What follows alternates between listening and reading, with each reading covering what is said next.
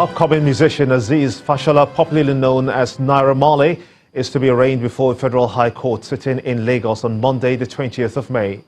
He'll be arraigned before Justice Nicholas Owibo on an 11-count charge bordering on alleged credit fraud. The Economic and Financial Crimes Commission, the EFCC, filed a charge against the musician on Tuesday, May the 14th, and it was made public today after being arraigned, assigned to Justice Owibo.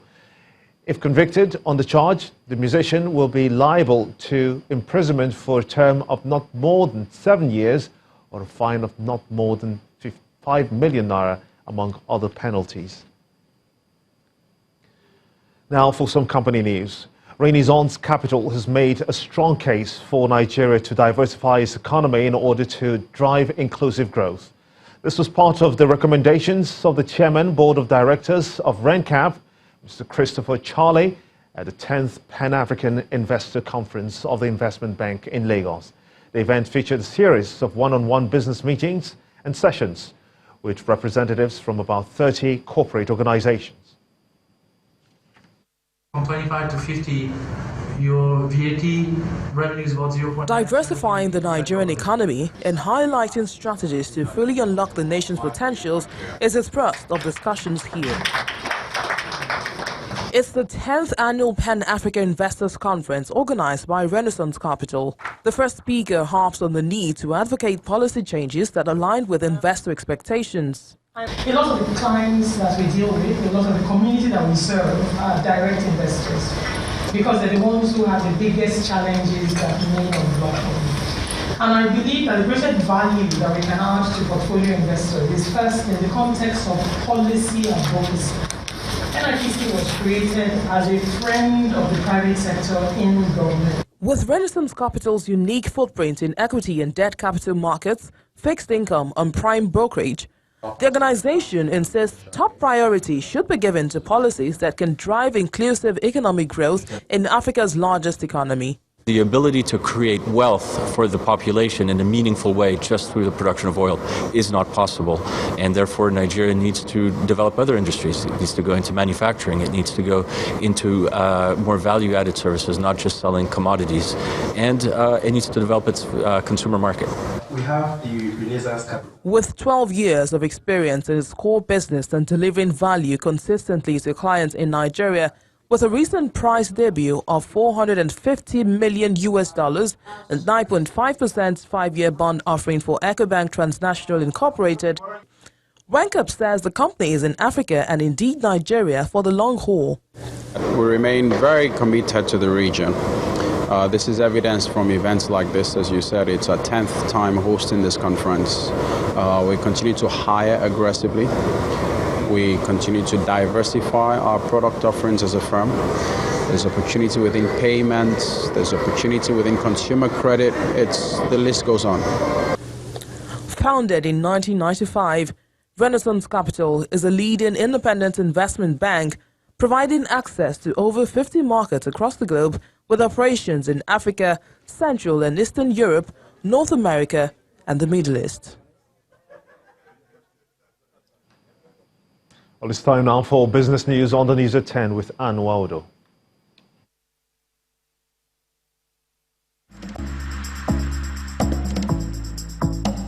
You First. First Bank.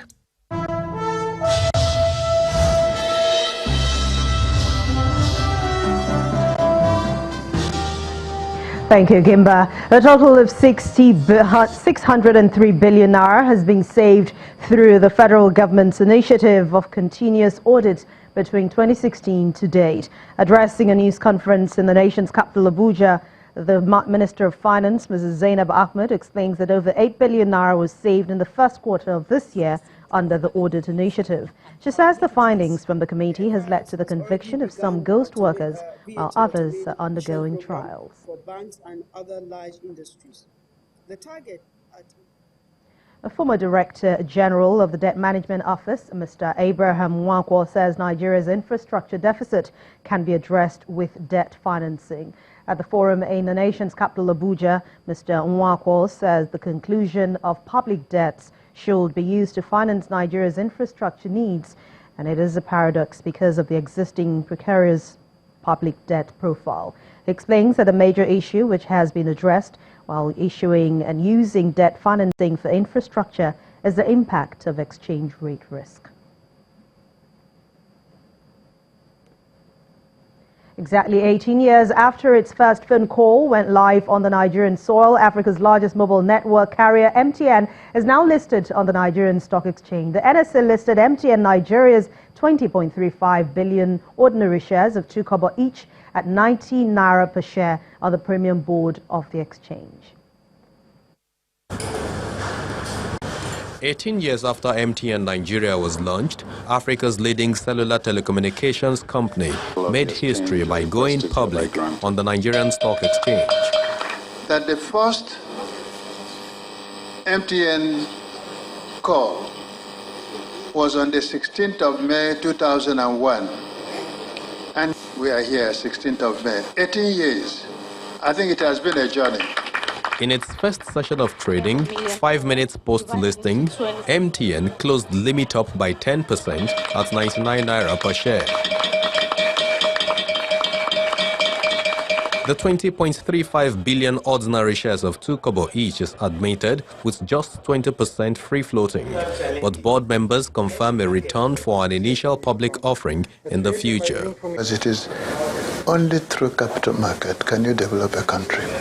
The banks can supply short-term funds, but if you want long-term funds, medium to long-term funds, which you need for development, is from the capital market. I think it's going to take a few weeks for pricing discovery. I think once pricing discovery is there, you might find a lot more depth in the market and in the share itself. And then over time, our local shareholding is now at 20%. So over time, we have a target of lifting this to probably around about the 35%. MTN's listing adds a whopping 1.8 trillion naira to the equity capitalization of the exchange and pioneers a telecom subsector under its ICT segment. It's a listing that I believe will catalyze other listings. When they eventually do their IPO, it will be a landmark IPO that will really impact millions of Nigerians that would then have access to this company. MTN Nigeria is traditional of paying out 80% of its distributable income in dividend, even as it looks to raise some $200 billion more for expansionary purpose this year. While strong demand for MTN Nigeria's shares today halted persistent losing streak, and it even added nearly 2 trillion naira to the domestic stock market, telecoms giant is making its debut on the exchange. Let's hear more of this from Edidiong Iwang.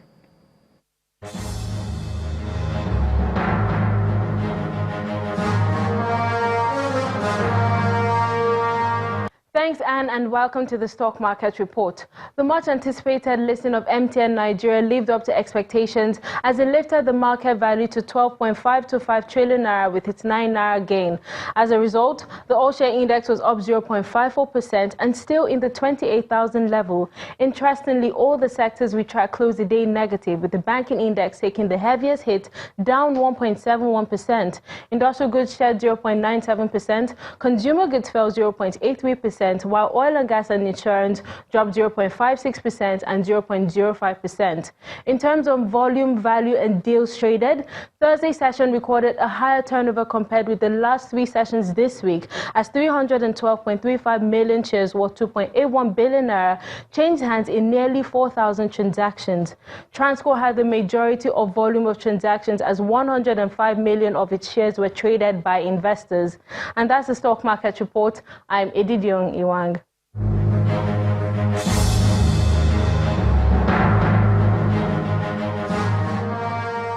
Thank you, Edidiong. Well, stock markets in the United States and in Europe have ended today's trading session higher on the back of strong earnings from Walmart and Cisco Systems. But it's mixed close for Asia after U.S. President Donald Trump renewed attack on Chinese telecoms giant Huawei. Let's take a look at the final figures for today.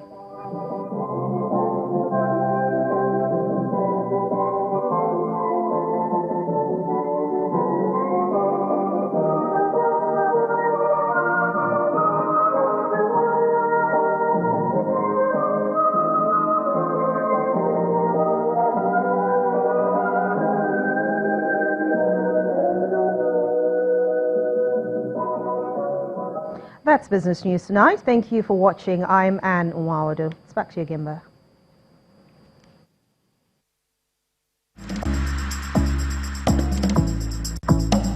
You First. First Bank. Many thanks indeed, Anne. And thanks to police in the US, Bulgaria, Germany, Georgia, Moldova and Ukraine. An international crime gang which uses malware to steal $100 million from more than 40,000 victims has been dismantled.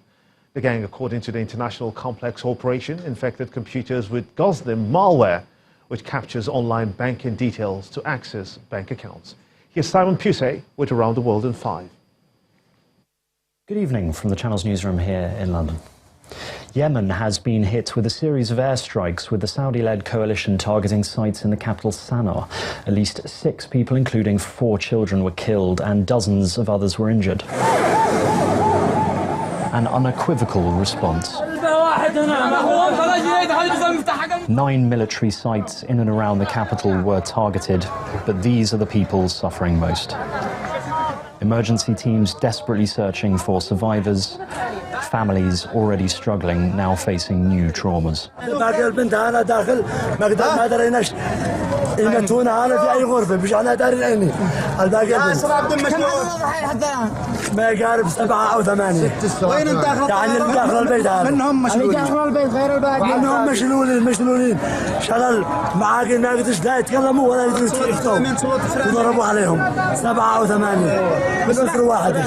The airstrikes came just days after Iran-backed Houthi rebels launched a drone attack on Saudi Arabian vessels. 4 ships were hit, 2 of them oil tankers. With the US and Saudis accusing Iran of ordering the attacks, there are fears the situation could continue to escalate. There are alarming signs of the war, and war has a habit of trumping peace.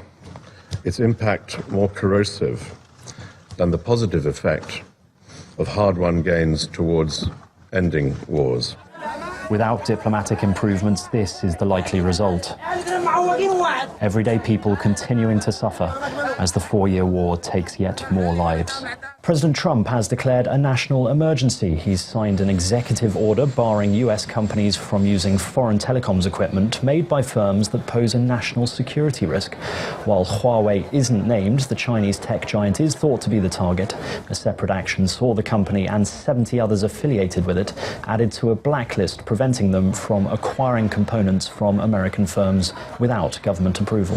The relationship I have with President Xi is extraordinary. It's really very good, but he's for China and I'm for the USA, and it's very simple. If they want to make a deal, it could absolutely happen, but in the meantime, a lot of money is being made by the United States. 美方霸凌主义、极端施压的做法违背多边贸易规则，中方对此坚决反对。如果美方一意孤行，中方将不得不做出必要反应。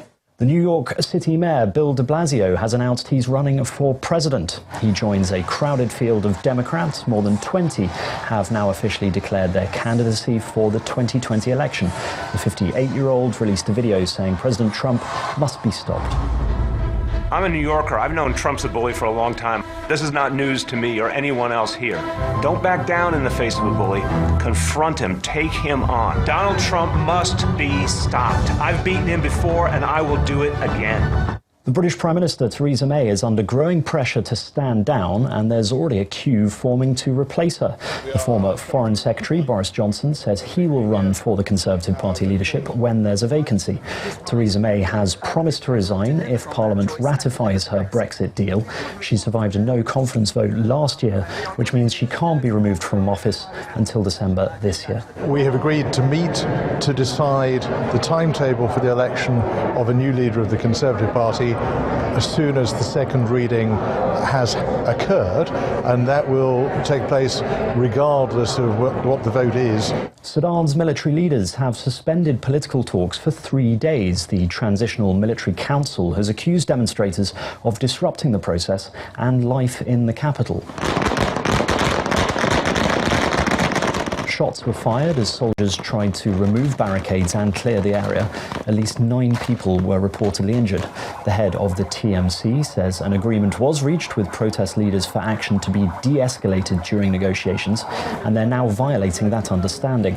He's demanding roadblocks be cleared, but demonstrators are refusing to back down until a civilian government is in place. A former leader of the Basque terrorist group ETA has been arrested in France. Josu Turnier had been on the run for more than 16 years. He's accused of ordering an attack on police barracks in the city of Zaragoza, which killed 11 people, including 6 children in 1987. And finally, the catch of the day. Mesmerizing drone footage has been recorded showing a school of cow-nose rays swimming off Bondi Beach in Sydney off the southeast coast of Australia. The rare event was captured by Drone Shark app, which says it's unusual to see the marine animals that far south, and it's not seen anything like it in the 2 years it's been filming in the area. And that's your international news around the world in 5. Thanks indeed, Simon.